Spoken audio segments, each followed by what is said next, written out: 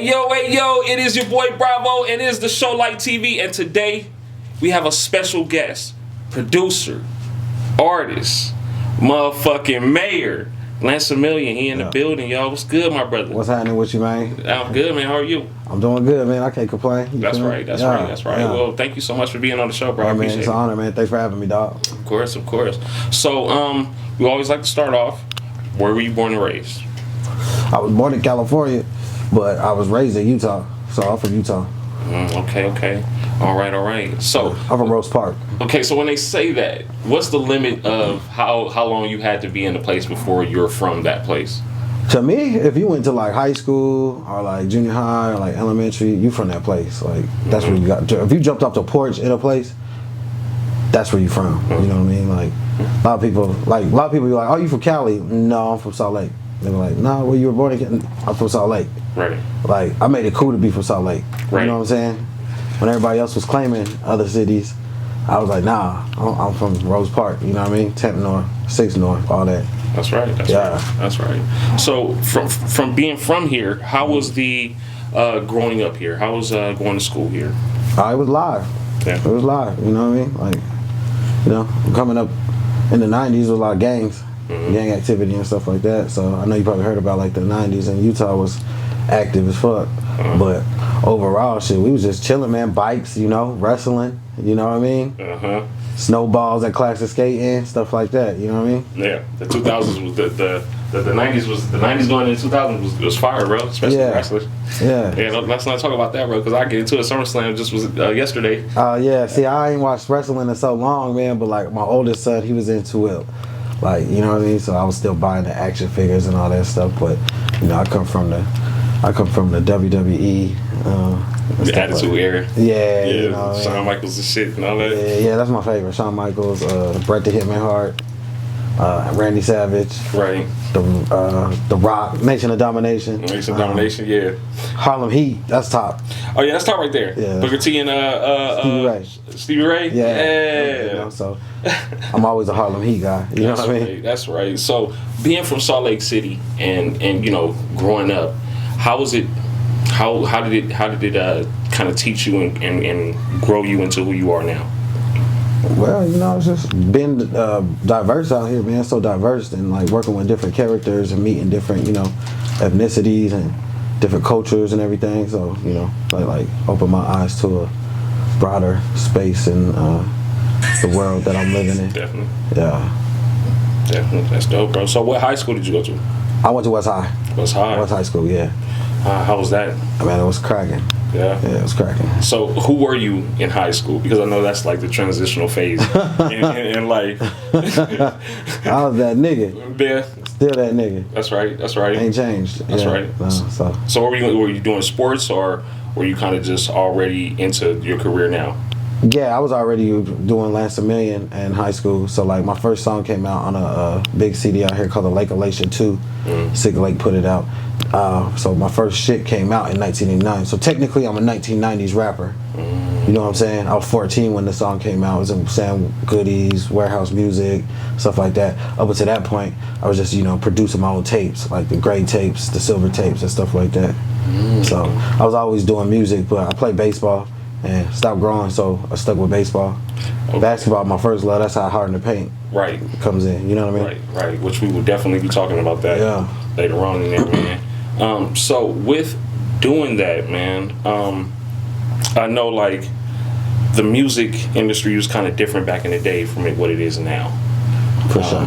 How did you kind of like maneuver through the industry at that time to get where you are? I just think that like I was never put in a box. Like so like Salt Lake City never put me in a box. So even though I started trap music out here, and even though I was like one of the first to really like jump off the porch and rep the hoods, like I'm from Rose Park, you from Glendale, you from Curds, you from West Valley. I started that out here. You know what I mean? So they let me grow. Like they never was just like, oh no, you're the trap rapper, we need that from you. It was always like, oh, Lance's dad was with Motown, so he sings too. Like he be on the hooks, he be on, a lot of the different feng shuis of records. I was adding that to my crew's music because at first I was an engineer. You know what I mean? I just engineered a lot of the like calicos, blocks, the Young Six, the Uniques, you know, these super dope artists that were coming up in my neighborhood. I was like engineering their shit and helping them polish their music, more or less than me focused on my solo project. Right. And then it came into you to start working on your stuff. Yeah. Once I got my big break, it was like, it was up. You know what I mean? I was always doing my music though. Like people knew me. That's a million. But like they didn't know like that I was so creative and like I worked on different music besides just what they were hearing on these little silver tapes and everything. Of course. So for the guests that, you know, and the people that's watching out here, could you explain more about Lance Million and who you are? Like from the beginning? From the beginning. Oh man, well shit, you know, I'm the GOAT. You know what I mean? You know, I done it all, Mr. Done It All, Mr. 116 apart, Mr. You know what I mean?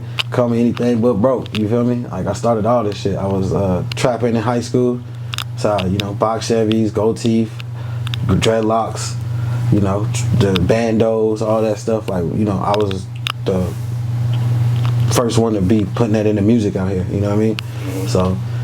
It's really just a hustler, man. Now I'm a mogul, you know what I mean? It's beautiful. Now, like I'm in a different body nowadays, so it worked out, you know. Yeah, it definitely did, bro. Yeah. So let's get into family, because I know that's a big thing in your life. Let's go with parents first. How were your parents impacting your life? Oh, there's a major impact. Like, so my mom, you know, she's the one who moved us to Utah. She moved, her and my aunties, they moved out here first and everything. But my dad, he was with Motown Records, you know, 1979, signed with Motown. So I grew up with Lil Marvin Gaye. You know, I've been to the state and all that. I got pictures with the Gays and all that. The Berry Gordy, like, family, we're in that, you know what I mean? So. But my dad wanted to go on doing 10 years in prison. So from 1990 to like 1999, 2000, before I went to high school, that's when he got out.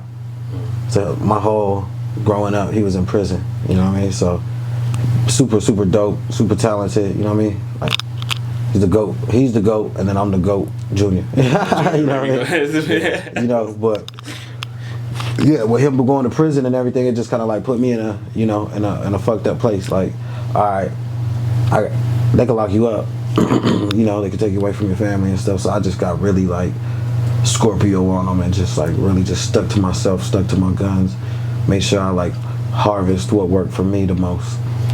Definitely. So you growing up, I know that, you know, we all kind of watch artists and kind of, you know, imitate those artists. Who were some influences that you had that you feel like you kind of took away from them to grow your, you know, your life in the rap game? Well, yeah, well, shit, I'm a fan first, you know what I mean? Like, I ain't ashamed to say that. Like, all the artists, like, I don't listen to nobody, though. I just listen to myself. That's how I don't sound like nobody. But, like, growing up, it was, like, Tone Loc, Criss Cross, you know, MC Hammer, you know, Nas, it was written, Crucial Conflict, Tupac, The Click, Mac Dre, Juvenile. My favorite rapper is Juvenile. Juvie? Yeah, I met him when I was 16. Ah, okay. You know what I mean? So, okay. Yeah. So, you know, Cash Money era, UNLV, the BGs, Masterpiece, shout out to Silk. That's my man, Silk the Shocker. Okay. So, yeah, you know, like all the guys that I looked up to growing up, I damn near met them all. Okay. And been in rooms with them and chopped up game with them. You know what I mean? So like, I'm a fan. Right. You know, so but I love just all the music. You know, just in general. Like Archie Eversaw, he shouted the Utah out, his first album and shit. You know, Archie was hard. We ready. R.I.P. to that man. You know, this has been a plethora, man. Camouflage. You know, Savannah, Georgia. You know what I'm saying? Just, you know, I'm from the West Coast, so obviously gotta throw the Bay Area and the LA niggas in there, but more or less like I'm Louisiana Creole, so we came through on the flight. So like I'm like my spirit is in New Orleans. You get what I'm saying? I'm just a California nigga. Like I was born in California, but since I was a kid, I've been going to LA, going back to New Orleans, going back, you know, back and forth and stuff. Like my mom worked for the airline, so you know, yeah. So I'm most definitely influenced by the 7th Ward. Hardhead. Right. You know. Right. That's dope, bro. St. Bernard Parish and all that, New Orleans jazz, and us being from Utah jazz, I just, embraced it. It's kind of just embracing it. Just fit. It just fit. Yeah, we moved out here with the jazz, basically. You know what I mean? What? Yeah. That's crazy. That's crazy, bro. Yeah. So, music. You have a big standing in music. Let's go into some of that. I know for sure we've already talked that you've done work with Waka Flocka already. Or let me get that correct. It was a situation with Waka Flocka, right? Yeah, we know each other. Put it Yes. that way. Yeah. Yes. Politically. Yeah. How do you guys know each other? I was basically, so before they was even with Atlantic, Gucci Mane was still with Big Cat Records. I moved to East St. Louis, so I blew up in like a week. You know what I'm saying? Like Dirty ENT, shout out to Taylor Made, T Love. At the time I was working with a label called Fireboy, and they were Atlantic. So I automatically just was in the industry, just boom, quick, fast. So, music conferences, stuff like that, and just, being part of the industry, you just people know you before you know them if you're doing your thing. Definitely. So they knew me before I knew them. Right. Like the first time it really was brought to my attention was OJ the Juice Man ran up on me and was like, "Hey, what's up?" Like OJ the Juice Man know me. You know what I mean? Like, that's crazy. You know what I mean? So like I didn't even know how to take it because like me being so green and being so young, like I didn't even know like, oh damn, them niggas want to be my friends. Like they want to make music. They want to like get me involved. I thought all the rappers was just like standoffish. You stay in your crew, I stay in my crew. I'll do my shit, you do your shit type shit. So right, which I mean, it kind of is. You think so? You know what I mean? Well, coming from the West Coast, right. You think like that. But then when you go down south in the Midwest and everybody's collectively working together, now you see what was going on. But I didn't know, and then my brother, he didn't know. And is that a reason why they always say that down south is moving faster than the West? Yeah, because they all support each other and they all back each other. It's like more of a collective than a me thing. True. So what are some songs that people want to know you by? You know what I'm saying? Like, what are some songs that you've done? Oh shit, No Hands. That's the original No Hands. Okay. That came out in 2007. Now we had a conversation about that. Yeah. How did that come to be? Man, it's just the industry, bro. Like, I came out with a record. Shit was hot. It took legs. I was touring, doing Sweet 16s, doing all that fun stuff with the record.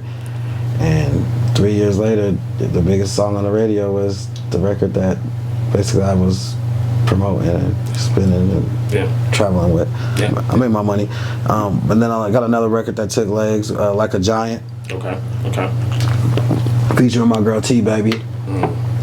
From East St. Louis, DJ 618, he premiered that. We did the Source tour, Soulja Boy, Hurricane Chris, Diamond from Crime Mob. It was dope. But that was a life lesson too, because that's kind of where the song got jacked. Okay. You know what I mean? Right. Was that Source period? That Source period. But I got Source Magazine out here to Utah. I got my man's in Source Magazine. Shout out Source. Yeah. Okay. That Source Magazine most definitely came to Utah and fucked with me. So the lesson learned. What was the lesson learned with that? That you feel like you could explain to? Just the industry shady, man. Gotta watch everything. Gotta make sure your paperwork's right. Gotta make sure you got a right team behind you to help you. Make sure everything's intact when it comes to like having hot bangers. Because you having 5 hot records at once isn't always necessarily a good thing. Yeah. You know what I mean? Yeah. Like, because then you're so worried about. Because I wasn't worried about No Hands. True. Like, it was a hot record. Yeah. But I got another record that's better than No Hands. Mm-hmm. It's coming out on this new album. I revamped a lot of those songs from that because that's what the label wanted. They wanted the old Lance Million. Right. And so the label that you're working with now is... I signed. Yeah. Okay, and who you signed with now? I'm signed to Gold Toes, GT Distribution Empire. Okay. Yeah. Well, congratulations, bro. Hey, man, appreciate it. Yes, sir, man. We got to get it, man. We got to get it. And how's that? How's the transition to, working with a new company and, that kind of... It's cool. They pushing the album forward. You know what I mean? Like, they want it. They know what time it is. They know, like, the momentum I got. They know. They see it. You know what I mean? But, like, the ball's in my court. You know, so like right now I've been just like getting features. So like when this album comes out, you're gonna hear songs with people that you never thought you would hear lance a million on a record with this person. You know what I mean? And I make sure to like strategically to do that. Yes. You know? Right. So when my fans finally hear it, they'll be like, I get it. You know, like, cause I've been, you know, I always been like a solo artist. You know what I mean? Like I rap by myself. Right. I don't really like to do songs with other artists cause like I be on tours and I do shows. So if my hottest record got you on it and you a lazy motherfucker that's raps good, like it really don't do nothing for me. I can't get you on the bus. I can't get you on the plane. I'm not paying for every stop for you to go promote the record that you're on. Sure. You gotta be as hungry as me or if not hungrier. That's very true. Period. You know what I mean? So you learn that though through time and maturity and stuff. Yeah, that's very true. So let's go back, bro. I got a question to ask. So you say you brought trap to Salt Lake City? Yeah. Okay. So we have a lot of new artists. You know, that's here, the new wave of artists. How do you feel about the new wave of trap artists that's here in Salt Lake City now doing music? I love it, man. Yeah. I'm a fan, bro. I'm not the OG that's in the back hating. Right. Like that's not my thing. Like, cause I was once that young artist. Okay. When I was doing my thing, you know what I mean? And niggas was, oh man, that shit trash or whatever they was calling my music back in 1999, 2000, 2001, 2002, 2003, 2004, 2005, 2006. Come on, we ain't gonna do that. We ain't gonna, you know the math. If the math is mathing. Mm-hmm. You know what I'm saying? So like, there was a lot of times where we was killing talent shows and killing fucking battle of the bands and people just didn't understand it. You know what I mean? Cause like, the fuck are these little kids sequenced up, fashioned up, and they're rapping about Utah. They're not rapping about all this like crazy gang banging and all this shit. Now we're rapping about Utah. You know what I mean? Yeah. Made it cool to be. I made it cool to wear a Utah Jazz hat. Put it that way. Made it cooler than the Karl Malone and them. You know what I mean? They call me the mailman. You know what I mean? One hand on my head. You know? They call you the mayor, bro. They call me the mayor, the mailman. Call me anything you want, but just don't call me broke. You feel me? And so, with the music, where do we see you in the next 5 years, man? With it, are we gonna be putting the pen down and going behind the offices, or are we still gonna? Nah, never that. Okay. Nah, but you know, I'm working on starting a label and all the things because the situation I got right now is. It's time for me to, you know, really like show my true A&R skills because I'm the biggest A&R Utah's ever seen. Okay. You know what I mean? Most of the artists that are like predominantly doing stuff, that are out here cooking, that are out here part of the move, either came through me, met me when they were young, I caught them in the studio when they were first starting, shit like that. So I play a lot of like big bro roles in a lot of careers and stuff. Oh, definitely. But you definitely have connected with me, man, and put me in the right position. Hey, man, that's what we do for each other. Of course, bro. Of course. So let's get to why we're here, man. Hard in the paint. 3-pointer, game 7 on the fucking line. How did that come to be, my friend? How did we start that? How was that created? Well, all right, I'm gonna give you the full story because, you know, that's what we do. Yeah. You know what I mean? So like, it was like 2011. I got back from trying to move to Atlanta. Like I got jerked on this deal. Like, so this label that I turned down, I turned down this label because they were trying to do some like fuck shit to me, like make me go like dress like this, you know, shit like that. Like, and it's a big deal, bro. Like I could have been on BET with this deal, you know what I mean? But I in my spirit, I knew it wasn't right for me, you know, like. They're trying to change too much from what I'm doing. You know, they wanted me to claim California. They wanted me to say I'm doing this, say I'm hanging with these guys, and I'm not. You know what I'm saying? Like, that ain't my thing. So I didn't convert to it. We talking about Ray J. We talking about Benny Boom video. We talking about package deal, dog.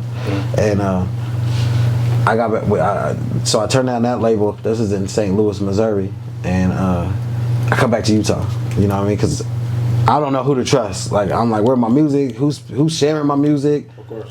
Everybody got my catalog right now because, like, you know, that's how it was. We just all had the CDs burned up everywhere and shit. So I came back to Utah, and then me and my wife, at the time, my girlfriend, we shot down to Atlanta because we was talking to this big super producer. I don't want to say no names. I really don't like saying names and stuff. Of course. So this super producer, man, come down here. I heard so much about you.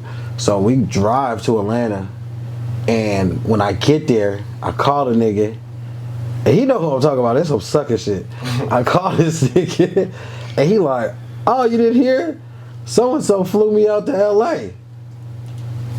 So I got to Atlanta, and they flew him to L.A. Yeah, I can laugh at it right now. That shit was fucked up. Nigga, I had like 3,500 to my name. That shit, I was trying to move to Atlanta, trying to get my career off the ground, man. It was like, you know, it was a desperate move, you know, to keep my leverage and keep my foot in the industry. And it wound up didn't work, man. It wound up didn't work, and we came back to Utah, and I was sitting in a basement, bro. I swear to God, in my basement, and I was just like, I'll figure something out, man. Like, I can't go back to the streets. You know, these niggas don't like me. You know, when you leave the streets, that's when all the problems start. That's true. You know what I'm saying? That's true. So I can't go back. They gonna snitch on me. Snitching ass niggas. And then it's like, I was like, man, I gotta figure out what to do. Like, so I wrote down like the pros and cons of like what I do. Like, I'm good at this, I'm good at that. I'm not really good at this, I'm not really good at that. And it all led back down to like event planning. And like using my name and my voice to get some money. I need to get some legit money. Like, I'm not going back to the streets, you know what I mean? Yeah. And yeah, I wrote down like 5 events, and Hard in the Paint was one of them. But Hard in the Paint was it was a all-star game. See, because every year in St. Louis, Nelly was throwing the celebrity basketball games. You know what I mean? So I never really seen niggas do their own basketball tournament besides like Record Park and stuff you hear about. You know what I mean? Like, I seen this with my own 2 eyes. I'm like, oh, this is it. Like, you know, you can use your rap leverage to, you know, have niggas out here hooping and shit like that. So I kept that in the back of my head. Like, but I was into the dogs too, like American Bullies and stuff like that. My cousin had a kennel. So we was doing the dogs, you know, the kennel stuff, and then rap concerts. So I don't know, man. It's just you can give me like another like. It was just a no-brainer. You know what I mean? A no-brainer to execute 5 events. So that's pretty much half of a year. You know, 6 months out of the year you're gonna be working. And shit worked out. The first Hard in the Paint was crazy. It went crazy, like it was bananas. Like, everybody showed up, everybody pulled their cars out, they popped out. So I just, the Hard in the Paint stuck. The first Hard in the Paint was like, when's the next one? When's the next one? You know what I mean? So with that being said, it was just like, all right, well, shit, I'm gonna most definitely do another Hard in the Paint.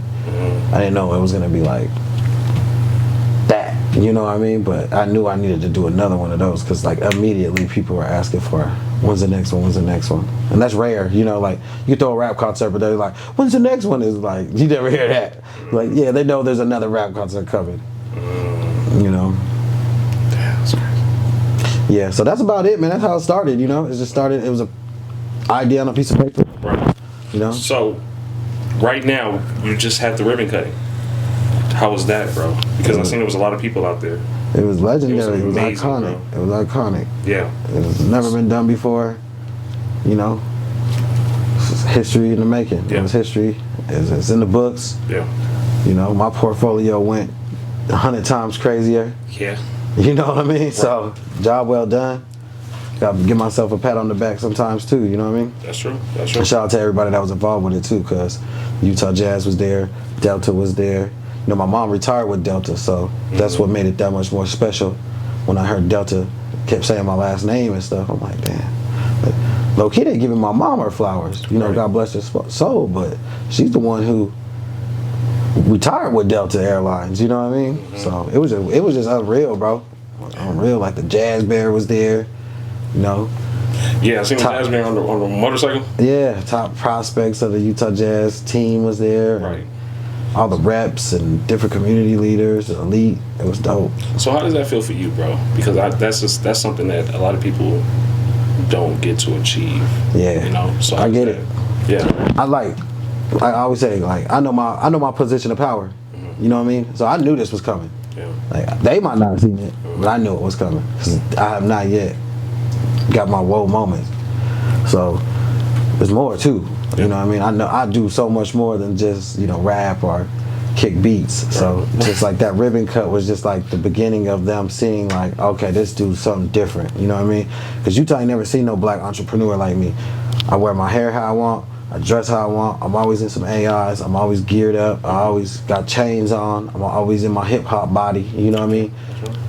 So That's right. To be able to walk in board rooms and see different political figures, and you know, like we'd be at like the state fair or something, and I run into these people, and they just accept me for who I am because that's how they met me. It was no cap. Like I didn't sugarcoat nothing with them. Like I told them, like, hey, I'm from Rose Park. I'm from West High. This is what you get, but trust me, like I do good work, like, and I take care of my people. That's right, bro. Yeah. I can't say that you don't, bro. Definitely, bro. From the first time I've met you, it's been all love, bro. Nah, for sure. You even found out we Scorpios together. Oh yeah, big Scorpio business. You know what I'm saying? Yeah, So no, big Scorpio. And the funny thing is, these last 3 podcasts has been Scorpios. Yeah, Macon's a Scorpio, and then one of the brothers at the Lake Talk 801's a Scorpio. And then you're a Scorpio. That is crazy. Yeah, bro. So we on a Scorpio run. No, the Scorpio run right now. That's crazy, bro. Nah, so, it is. And we are doing the podcast one right now. And how is that going? How you feeling about that, man? Because I know that's fun. I just got done with mine. Right. You know, so I know it's amazing. I know it's well, exciting. you know, I'm the first rapper out here with a podcast. Okay. So I'm like the godfather of podcasts out here too. Okay. You know what I mean? Like niggas know that though. They be like, no, Lance started the podcast out here for the rappers. Like I had all the big interviews and all that because I know all these people. Yeah. So like when I do podcasts, I be having fun. Yes. Not necessarily like I'm coming in to like sell something. I'm not selling anything. You know what I mean? I'm not for sale and I'm not selling anything. I'm just, you know, literally just giving people content that's gonna make sense in 20 years, maybe 30 years when they go do the archives and listen to these cloth talk interviews that I'm doing. You know, they gonna catch, oh, that nigga was telling us everything we needed to know. You know what I mean? And the medicine was in the food the whole time. So, talking about the medicine and the food, my brother. Yeah. For someone who wants to, you know, eat a plate, you know, what is some advice that you can give them? Like, first you gotta learn how to cook. Like, you can eat a plate all you want, but if you don't know how to cook, then that food's gonna be gone and you're gonna be hungry again. So first you need to, well, what's your niche? Like everybody has a niche and people don't understand a niche is like something that is like almost gimmicky, but it's yours. Right. You know, not necessarily like, let me go tap dance. You know what I mean? Then you coon. Right. You know what I'm saying? Then you cooning, my nigga. You don't want to do that. So you just gotta learn how to cook, be authentic, be yourself, you know, find what your niche is, find what moves you, find what people are more or less telling you they like from you when they see you on these platforms or in these body art, even if you're just like a street character like I was for the longest, you know. Fucking, we didn't have Instagram and Facebook when I first started selling tapes, dog. I had headphones and a Walkman. Yeah. And I would run up on you, hey, you like rap? Listen to this. I don't even care if you didn't want to hear it. I put the earphones on you.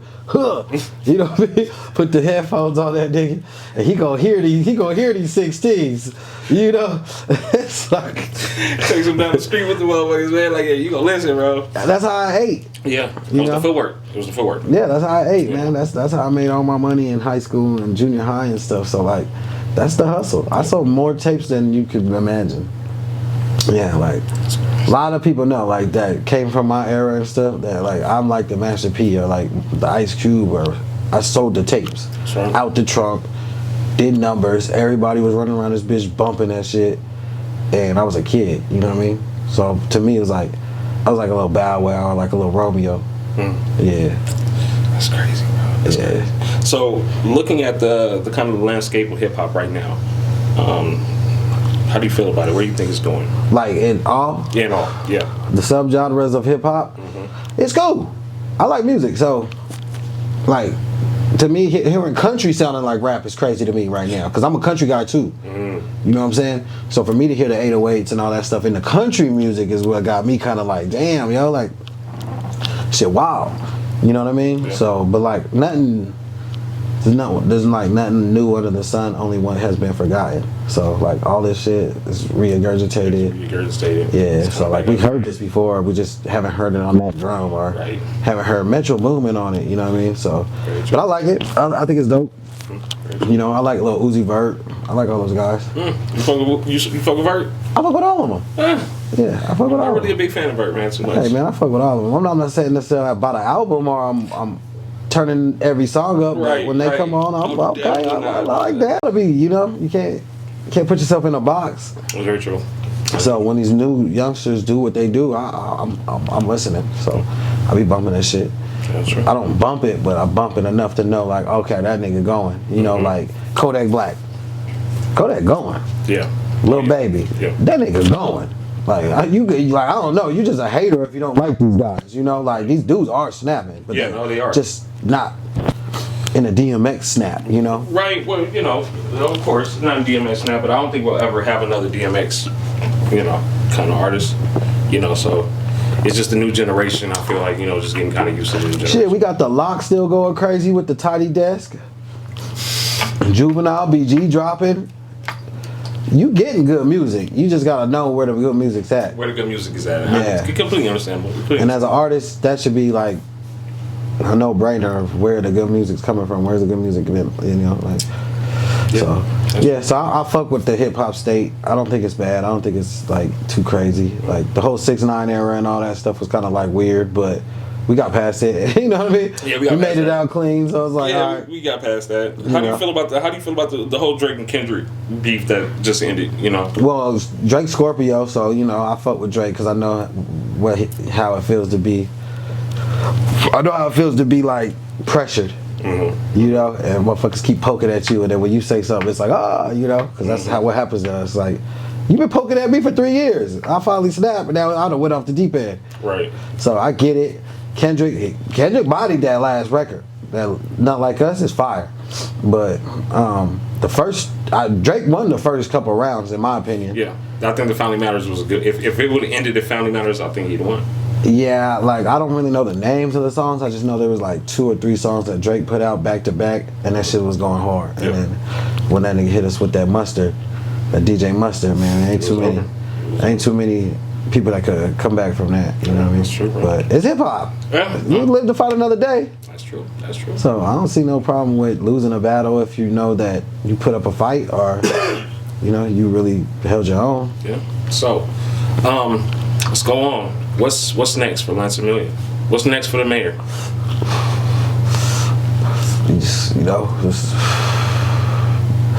Just continue to be the mogul IO. You know, next I'm taking day to day right now, chilling. I'm actually like reaping the benefits of my success. I'm chilling. That's what's up, bro. So, is there any shout outs that you want to give? Any people that you want to give any spotlights to? Yeah, shout out to the whole city, man. Shout out to everybody in Salt Lake City that's been holding me down for decades. Shout out to all the newcomers. Shout out to the legends, the vets, the niggas that put on for me. Of course. To be able to do this. You know what I mean? And like there's a lot of artists that came before me. So, I'm just not trying to let them rewrite history. Yeah. And I keep telling everybody that, like, nah, I'm just gonna continue to tell my story. You know what I mean? Shout out to Coolio the Underdog. He most definitely been helping me with this new album and everything, and I got the features ready and shit on the CD, so it's up. Like, it's up. I don't really want to, be on here talking too much about like the future, cause like y'all niggas know what time it is. Like, y'all see the drip, y'all see the energy, you see the motion. Like, there's nothing really for me to sell to you. It's just me necessarily letting you know it's coming. So get ready. If your shit ain't right now, it ain't gonna be right when this shit drop for sure. That's right. So hit the drawing board. Push your dates back. You know what I'm saying? Cause you don't want none of this. That's right, bro. So when the album dropped, can we get another Show Like TV interview?